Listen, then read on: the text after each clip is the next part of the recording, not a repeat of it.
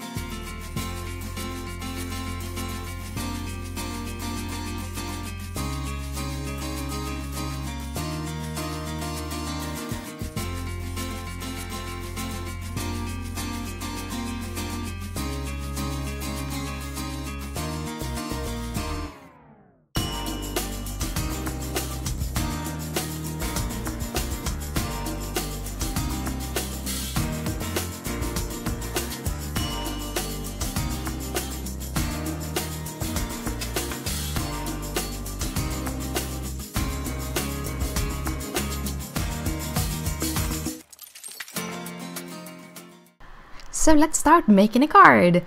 The card base is going to be basil marshmallow. I cut it in half there.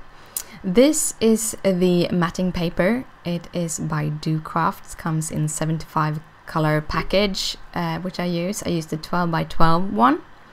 I have cut it to 5 3/8, and then I'm cutting 2 mats, that is 4 1/8, for both outside and inside.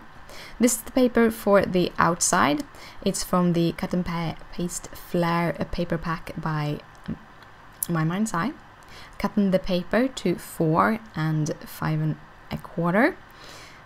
I really like that gradient. That is why I'm using that for the outside of the card. This is the paper I'm going to use from the inside. It's from the same paper pack. It's kind of a busy paper, but I kind of like it, and it matches perfectly with that coral red. I also cut that to 4 and 5 1/4. Then we are going to do a little insert to be able to write something on the inside. I'm cutting it down to 3 by 4, and it's the same basil cardstock that I'm using for the card base. And I'm also doing a mat with that coral pink, which is cut to 3 1/8 by 4 1/8 to get a layer to that little insert piece. This is the stamp set we're using for our sentiment. It's a Simon Says stamp set, and it says, "For a wonderful friend."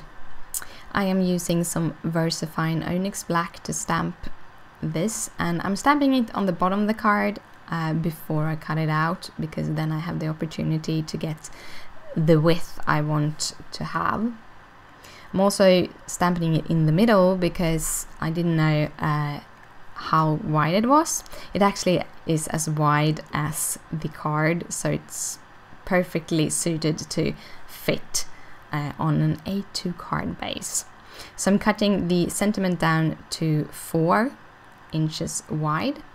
I have cut a strip of that coral paper that is 1/8 wider than the sentiment, and I'm cutting that also down to 4 1/8, so you get a pretty good mat on that.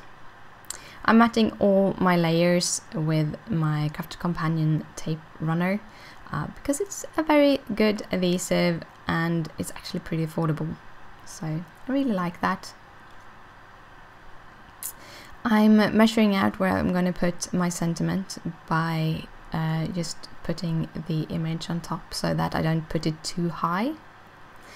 I'm also layering all the papers for the inside while I'm at it, and I'm putting that insert piece straight on right into the middle of the card, because then you see a whole bunch of that pattern paper, which I kind of like when it's just a border, because then it's not that overwhelming.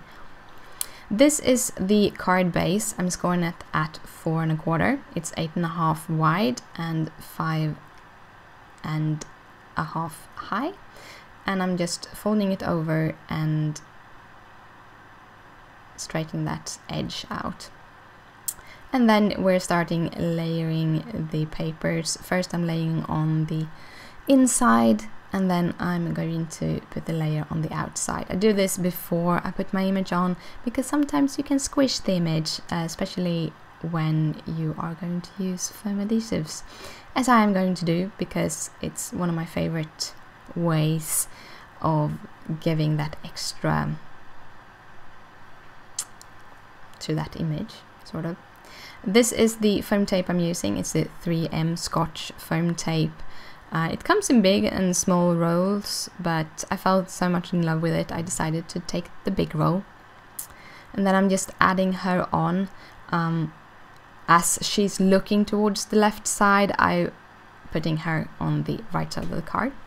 We're going to do some flowers onto this card. I'm using a punch pack from EK Success, and they are perfect flowers to layer on each other. You take the more solid flower as your bottom layer, and I'm using the paper from the inside, and then you take the smaller flower, which is going to be on the top of this flower, and I'm using that kind of deeper coral red for that.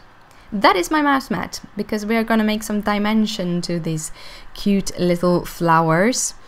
I am going to use this stylo, which also comes from Crafter Companion, and I'm making small circular motions to make those petals pop a little bit. We're also going to add some crystals in the middle. Start by adding some multimedia matte to a little bit piece of paper, and I'm using my tweezers and I dip my flowers into that multimedia matte. Multimedia matte is a really great adhesive. It sticks well down very well and it dries matte, so you don't see that much of the glue. I'm taking those darker flowers and offsetting them so you can see the petals on the flowers underneath much better.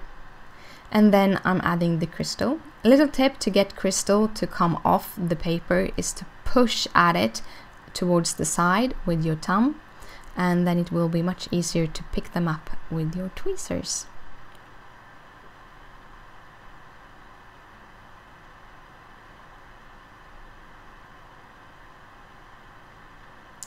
And that is the card for today. If you liked it, please thumbs it up, it means a lot to me. If you have any questions, just comment down below, and down below you can find all the details of the card and a link to my blog. Thank you so much for watching, and I'll see you later. Bye!